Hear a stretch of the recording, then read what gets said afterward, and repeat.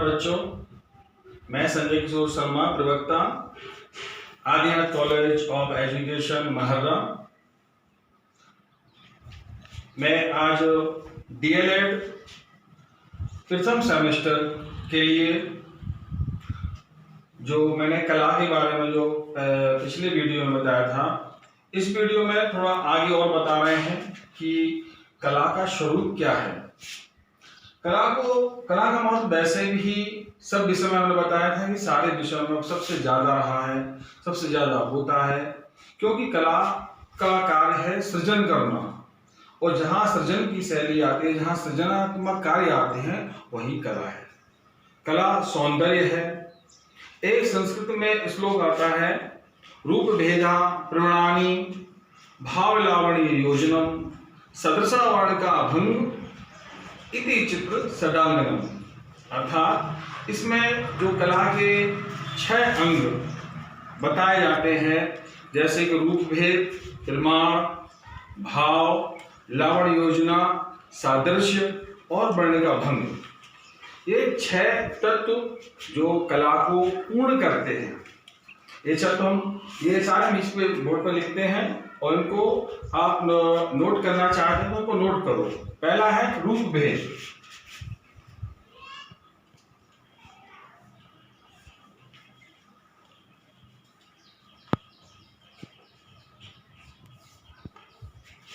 रूप भेद, इसके बारे में बताएं कि रूप भेद का मतलब है कि जब कोई चित्र बनता है, जब कोई चित्र बनाया जाता है, तो उसका हमें रूप मालूम पड़ना चाहिए कि ये इसका आंतरिक रूप क्या है और बाह्य रूप क्या है। आंतरिक रूप का मतलब होता है कि उसका अंदर का भाव क्या है।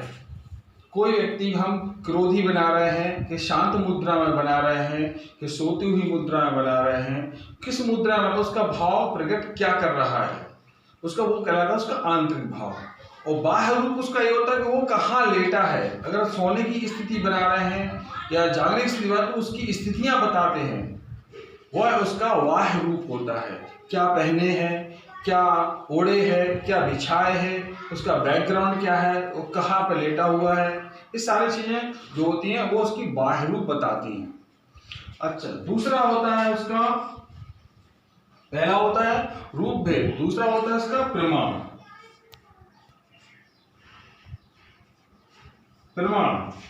प्रमाण का अर्थ होता है नाप, जो कि ज्यामितीय में ये शब्द यूज होते हैं। प्रमाण का अर्थ होता है नाप से। कोई चित्र हम कितनी नाप से बना रहे हैं, उसका आकार कितना है, उसकी मोटाई, लंबाई, चौड़ाई, आकार उसका कितना बड़ा है, जो उसकी नापें होती हैं चित्र की, उन नापों के आधार पर एक प्रमाण लिया जाता है। उसको दूसरा उसका भेद होता है प्रमाण। कला तत्व के जो 6 भेद होते हैं उसमें उसका दूसरा भेद है प्रमाण। तीसरा होता है उसका भाव। भाव में होता है, भाव का अर्थ होता है भावना से।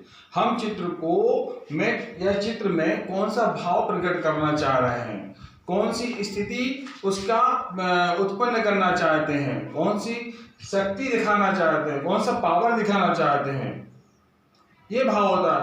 हम कौन सी भावनाएं जागृत करना चाहते हैं सामने के वाले के लिए, ऐसी भावनाएं उत्पन्न करते हैं, वो भाव के अंतर्गत होता है।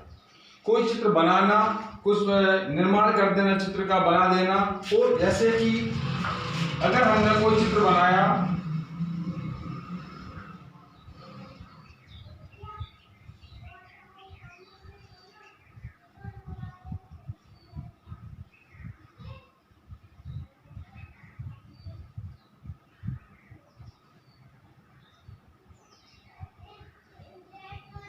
अगर हमने मात्र ये चित्र बना दिया तो इसमें कोई भाव है नहीं है। अब हम इसमें अगर हम बताते हैं ये हम क्रोध का भाव उत्पन्न करना चाहते हैं, इस तरह से चिंता या क्रोध का भाव उत्पन्न करना चाहते हैं, ये भाव मुद्रा कहलाएगी। इसके बाद अगर हम इस मुद्रा को बदलना चाहते हैं, इस मुद्रा को बदलेंगे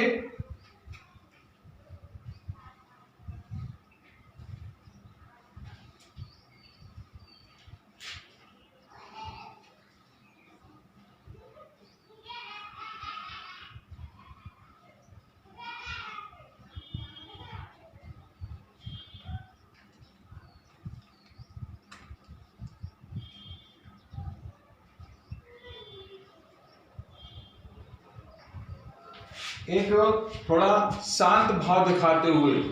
तो ये अंतर होता है, हम कौन सा भाव चित्र में कहाँ प्रकट कर रहे हैं, ऐसे भाव प्रकट करते हैं। अगला देखते हैं इसमें लावण्य योजना। चौथा होता है पार्ट इसमें लावण्य योजना।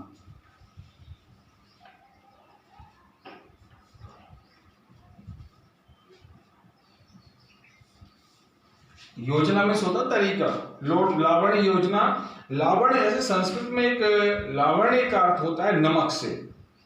लावण्य का तात्पर्य नमक से भी देखा जाता है। और नमक का स्वरूप क्या होता है, आटे के लिए, स्वाद के लिए।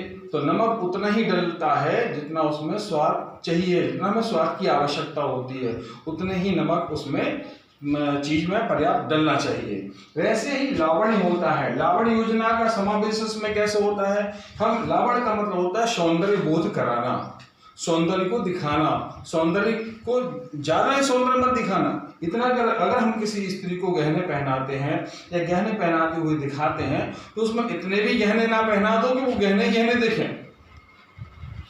अब इतना भी उसको कम गहने मत पहनाओ कि उसमें गहने ना दिखे।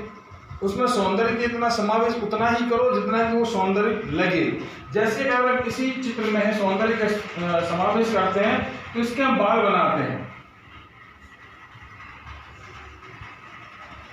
इसके बाल बनाते हैं, कानों की नाप देते हैं। तो इसमें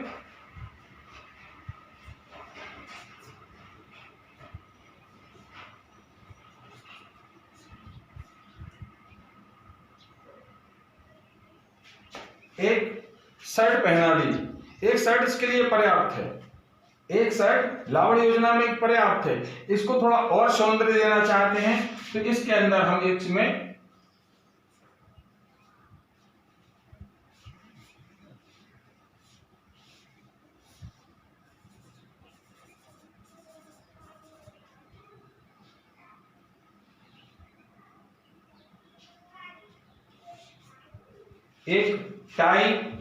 एक टाई लगा सकते हैं। और अधिक सौंदर्य देना चाहते हैं उसमें हम वही चीज में कोट पहना देंगे। वही सौंदर्य देना चाहते हैं उसमें और बढ़ा देंगे आगे, ये चीज और बढ़ा देंगे आगे, इसमें पैनल लगा देंगे, जेब बना देंगे, ये सौंदर्य बढ़ता जाएगा। ये चीज लावण्य योजना के अंतर्गत आती है। जब हम उसमें किसी चीज में सौंदर्य डालते हैं और सौंदर्य उचित मात्रा में डालते हैं तो वह योजना लावण्य योजना कहलाती है। अब आता है सादृश्य। पांचवा पॉइंट आता है सादृश्य, मतलब दृश्य के साथ। सादृश्य मतलब दृश्य के साथ। अब हमें इस सारे दृश्य के साथ ये व्यक्ति कैसा लग रहा है, मतलब सुंदर लग रहा है। कभी कभी ऐसा होता है कि हम चित्र तो असुंदर बनाते हैं और वस्तुएं सुंदर पहना देते हैं। और कभी चित्र सुंदर होता है और वस्तुएं जो आसपास की वस्तु होती है, उसके कपड़े लगते होते हैं या उसका श्रृंगार होता है, जो लावण्य योजना होती है, वो हम अशोभनीय पहना देते हैं।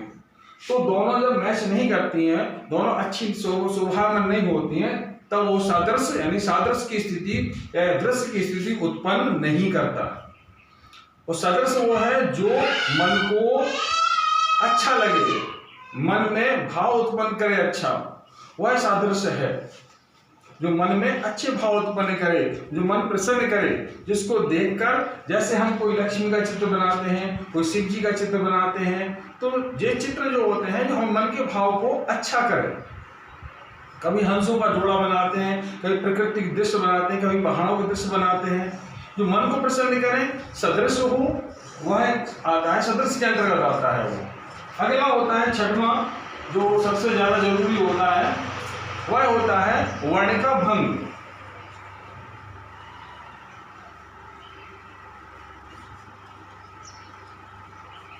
वर्ण का भंग ये सबसे ज्यादा इम्पोर्टेंट होता है। इम्पोर्टेंट इसलिए होता है, वर्णिका का मतलब होता है बुरुष से, तूलिका बुरुष से, और भंग का अर्थ होता है समाप्त होना, उसमें चले जाना। रंग चले जाना, रंगों का एक योजना, रंगों की योजना, भंग हो जाना, उसमें समाहित हो जाना, ये है रंग योजना जो होती है रंग योजना के अंतर्गत।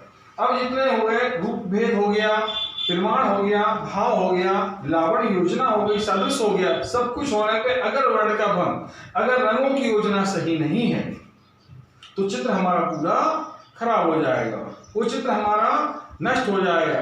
वह मूल तत्व, कला के मूल तत्व जो है, मूल तत्वों से हटके है चित्र, तो वो चित्र है ही नहीं। वो चित्र हमें किसी तरह से प्रभावित नहीं कर सकता। ये इसके मूल भेद हैं। जैसा मैंने पहले बताया था कि रूप भेद प्रमाणानी भाव लावण्य योजनम सदृशा वर्ण का भंग इति चित्र षडांकम। जब ये चारों पूरे 6 भाव जब एक साथ प्रकट होते हैं तब चित्र पूर्ण होता है। ठीक है बच्चों, अगले चैप्टर में फिर इसके बाद आगे और बताएंगे।